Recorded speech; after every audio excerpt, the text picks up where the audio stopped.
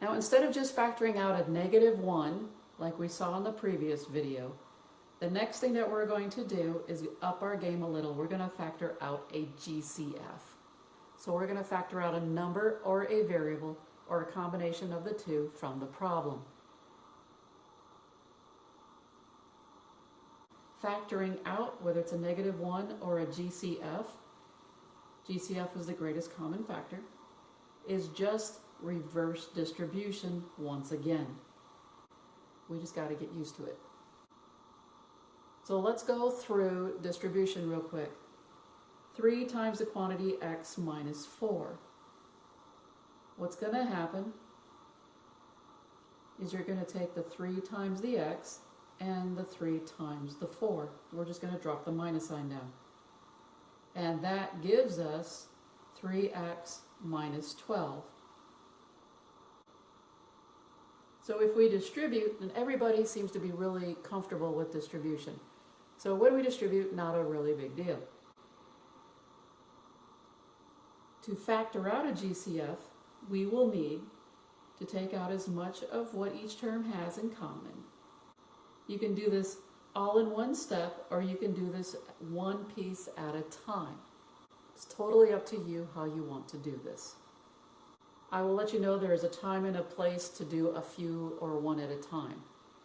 But right now, a lot of people seem very confident with this area, and so if you skip a few steps, that is perfectly fine. If you want to take all of the GCF all at once, that is fine. Just look at your problem to make sure that you did get everything. That's all I ask. Let's start with our problem once again. This is 3x minus 12. What I'm noticing is that both of these numbers have a number in common. They don't have an x because this does not have an x. So this has an x, this does not. That is not the GCF. They both do share a 3. Now this is a great note to fill in the middle part. To find a GCF, signs do not matter at this point. So I broke the 3x down. That's 3 times x. Brought the minus sign down. 12 is 3 times 4, and I broke the 4 down into 2 times 2. Notice that both terms share what? A 3 in common. They both have a 3. Let me underline that. That 3 is what we call the GCF, the greatest common factor. It is the one thing, the maximum thing that I can take out, just the number 3. Nothing else comes out.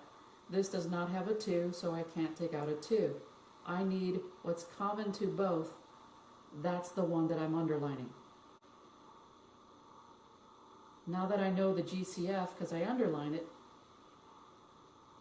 that is the one thing that I'm going to take out. So what happens is, this is, like I said, reverse distribution. In distribution, you would go here and here. Notice my arrows. What we do for reverse distribution is we go like this. We're going to take those out. So if I go like this and I took them out, that's what's going on. Taking the 3 out, the moment that you take out or factor out a GCF, the 3, you have to put in parentheses. Whatever I did not underline goes in the parentheses. That's the x, the minus, the 2 times 2. From there, I'm just going to simplify the inside, the 2 times 2. And that gives me 3 times the quantity x minus 4. If you want to check, go ahead and do distribution.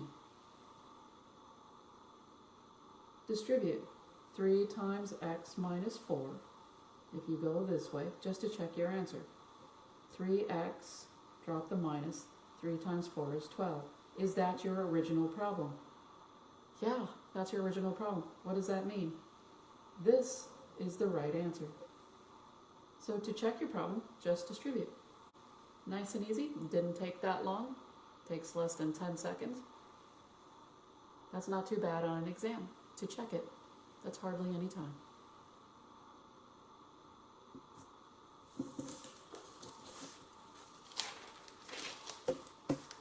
New example, 15x minus 35. Now there are a few key ideas going on here, which is we have to recognize that both of them have a 5 in common. So we're going to have to know our multiplication tables big time. 15 has a 5 in it because it ends in 5. Same goes with 35. It ends in 5, it has a 5. That means that they both have a 5 in common. So let's break these down. 15 is 3 times 5 times x. The order won't matter where you put the 5 or the 3 or the x. I don't care if you did 5 times 3 times x, or any combination of those. When I break down the 35, I don't care if you did 5 times 7 or 7 times 5. The fact is you broke it down. Good to go. From here, staring at this problem, we can tell that they both have a number in common.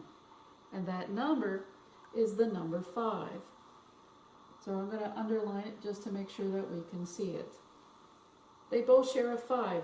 That is your greatest common factor. That is the largest thing that they have in common to this problem, the greatest common factor. What am I going to do with that? I'm going to factor out the 5. So I'm going to do the reverse distribution. I'm going to take the 5 out and this 5 out. So the 5 came out. I got parentheses because, again, whenever you take something out, you will always use parentheses on your problem for your answer. Whatever I did not underline goes in here. I got the 3 times the x minus 7. Voila. If you want to check it, go ahead. That gives us 15x minus 35. That's a good check. New example. A little bit more complicated now. We have 21m squared plus 35mn. I am enunciating on purpose. I'm going to break these numbers down into their prime components. 21 is 3 times 7. M squared is m times n. Bring down the plus sign. 35 is 5 times 7. And then just bring down the m times n. Now you can do one of two things at this point in time. You can do all of the GCF all at once, or you can do a little at a time. I'm going to do a little at a time, and then later on I will do all of the GCF. So the first thing that I notice, and I am a numbers person first, so I'm going to factor out the 7 since they both have a 7. So that 7 will go out in front. Again, reverse distribution. The 7 is the GCF. So I'm going to take out the 7. When I do, I have to use parentheses, because the moment I take it out, that 7 affects both of these two terms. So I've got 3, and I'm just going to leave it m times n plus the 5 times the m times n. All right, we are here. I got the numbers done. What I'm going to do next is check to see if there are any variables to take out. And I do. They both have at least one m in common. I can't do both m's because this one may have 2 m's, but this does not have an extra m in it. So I can only take out as much as one of them will allow me. If this only has 1 m, I can only take out 1 from here.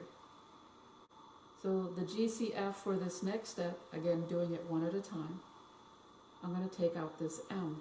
So this m will be taken out from both of those, 1m.